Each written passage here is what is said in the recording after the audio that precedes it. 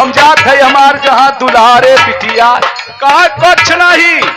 छोटकी पतोहिया बिगड़ गए बड़का भैया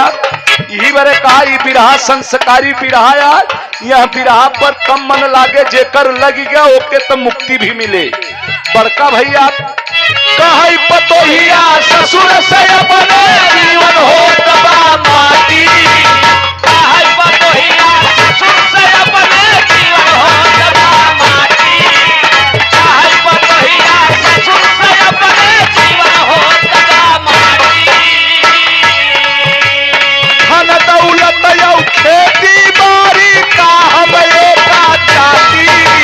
धन दौलत यौ खेती बाड़ी का हम ओके जाति खेती बाड़ी का हम एका जाति डॉक्टर बाटे मोर सजनवा जाबई पियावा के संगवा देखा घरवा डॉक्टर बाटे मोर सजनवा जाबई पियावा के संगवा देखा घरवा दुआ डॉक्टर बाटे मोर सजनवा जाबई पियावा के संगवा देखा घरवा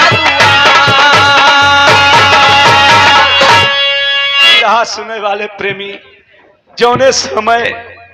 गौर करना बाबू छोटकी पतोहिया कहे फौजी जवान रत्नेश से कि पापा कि अपन घर दुआर खेती बाड़ी देख हमार भतार डॉक्टर हम जात हई दिल्ली और इंजीनियर साहब पूना रहन बाबू। बिरहा सुने वाले बड़का भैया उचल रहे सब कुछ छोड़ के अब बुढ़ौना एक दिन 2 दिन 3 दिन बिना खाए रिटायर हो चुके थे फौजी जवान। ये बाबू ये बड़का भैया घरवा में बैठ के रोवत हन बड़की पतोहू के लगे फूल लगाए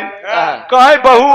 छोटका जनी तो जवाब दे दी तू का कहत हूँ कहे पापा यह काम हमहू करवैया रहे हम जवन बा ये हम खेती बाड़ी और घर गृहस्थी न देखब हमार पर बता डॉक्टर हमारे एक लड़का पैदा भबा हम ओके पढ़ाई लिखाई की तोहार चली हम घर दुआर देखी ओके तुहन देख। अब बुढ़ौना 3 दिन बाबू भोजन नहीं किया रोवता कि बुढ़ाई में जोने बारे सुनीता तूने कहा था शादी मत करना हम शादी नहीं किया बहू बेटा कोई साथ नहीं देता। जरा बिरहा के शैली में कवि ने भाव दिया मास्टर साहब का